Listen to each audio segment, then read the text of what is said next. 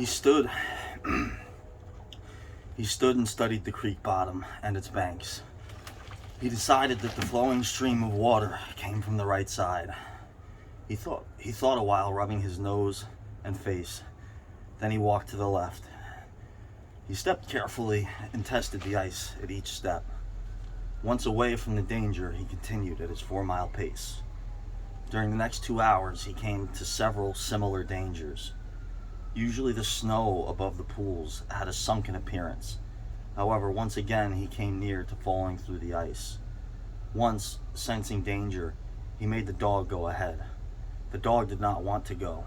It hesitated until the man pushed it forward. Then it went quickly across the white, unbroken surface. Suddenly it fell through the ice, but climbed out on the other side, which was firm. It had wet its feet and legs. Almost immediately the water on them turned to ice. The dog made quick efforts to get the ice off its legs. Then it lay down in the snow and began to bite out the ice that had formed between the toes. The animal knew enough to do this. To permit the ice to remain would mean sore feet. It did not know this. It merely obeyed the commands that arose from the deepest part of its being. But the man knew these things, having learned them from experience. He removed the mitten from his right hand and helped the dog tear out the pieces of ice. He did not bare his fingers more than a minute, and was surprised to find that they were numb. It certainly was cold. He pulled on the mitten quickly and beat the hand across his breast. At 12 o'clock the day was at its brightest, yet the sun did not appear in the sky. At half past 12 on the minute, he arrived at the divide of the creek. He was pleased at his rate of speed. If he continued, he would certainly be with the boys by 6 o'clock that evening. He unbuttoned his jacket and shirt and pulled forth his lunch. The action took no more than a quarter of a minute, yet in that brief moment the numbness touched his bare fingers. He did not put the mitten on, but instead struck the fingers against his leg. Then he sat down on a snow-covered log to eat. The pain that followed the striking of his fingers against his leg ceased so quickly that he was frightened. He had not had time to take a bite of his lunch. He struck the fingers repeatedly and returned them to the mitten. Then he bared the other hand for the purpose of eating. He tried to take a mouthful, but the ice around his mouth prevented him. He knew it was wrong.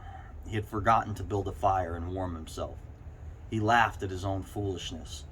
As he laughed, he noted the numbness in his bare fingers. Also, he noted that the feeling which had first come to his toes when he sat down was already passing away. He wondered whether the toes were warm or whether they were numb. He moved them inside the moccasins and decided that they were numb. He pulled the mitten on hurriedly and stood up. He was somewhat frightened. He stamped forcefully until the feeling returned to his feet. It certainly was cold, was his thought. That man from Sulphur Creek had spoken the truth when telling how cold it sometimes got in this country. And he had laughed at him at the time. That showed one must not be too sure of things. There was no mistake about it. It was cold. He walked a few steps, stamping his feet and waving his arms until reassured by the returning warmth. Then he took some matches and proceeded to make a fire. In the bushes, the high water had left a supply of sticks. From here, he got wood for his fire. Working carefully from a small beginning, he soon had a roaring fire. Bending over the fire, he first melted the ice from his face. With the protection of the fire's warmth, he ate his lunch. For the moment, the cold had been forced away.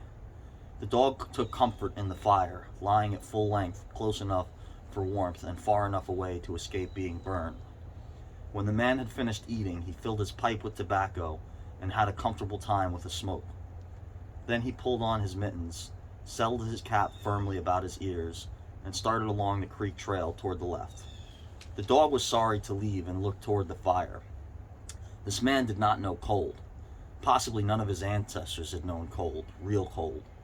But the dog knew, and all of its family knew. And it knew that it was not good to walk outside in such fearful cold. It was the time to lie in a hole in the snow and wait for this awful cold to stop. There was no real bond between the dog and the man, The one was the slave of the other. The dog made no effort to indicate its fears to the man. It was not concerned with the well-being of the man. It was for its own sake that it looked toward the fire. But the man whistled and spoke to it with the sound of the whip in his voice. So the dog started walking close to the man's heels and followed him along the trail. The man put more tobacco in his mouth and started a new growth of yellow ice on his face. Again his moist breath quickly powdered the hair on his face with white. He looked around him. There did not seem to be so many pools of water under the snow on the left side of Henderson Creek, and for half an hour the man saw no signs of any. And then it happened. At a place where there were no signs, the man broke through. It was not deep. He was wet to the knees before he got out of the water to the firm snow. He was angry and cursed his luck aloud. He had hoped to get into camp with the boys at 6 o'clock, and this would delay him an hour. Now he would have to build a fire and dry his moccasins and socks. This was most important at that low temperature. He knew that much. So he turned aside to the bank, which he climbed. On top, under several small pine trees, he found some firewood, which had been carried there by the high water of last year.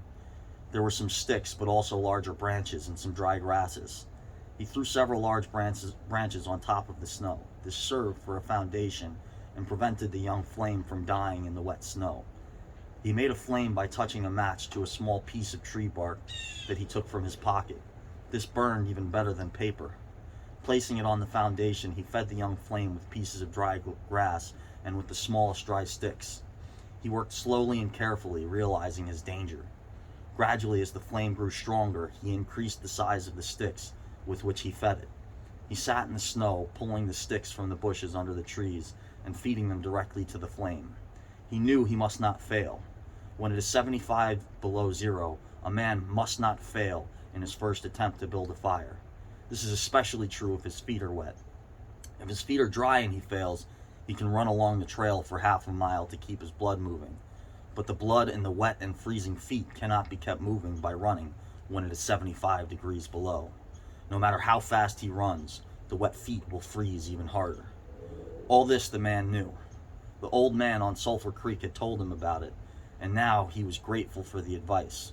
Already all feeling had gone from his feet. To build the fire, he had been forced to remove his mittens, and the fingers had quickly become numb. His pace of 4 miles an hour had kept his heart pushing the blood to all parts of his body, but the instant he stopped, the action of the heart slowed down. He now received the full force of the cold.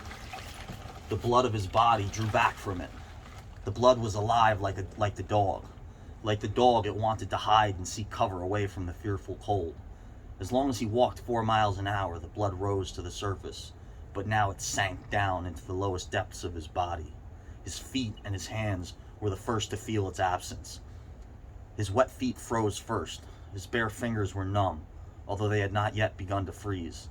Nose and face were already freezing, while the skin of all his body became cold as it lost its blood. But he was safe. Toes and nose and face would only be touched by the frost, because the fire was beginning to burn with strength. He was feeding it with sticks the size of his finger.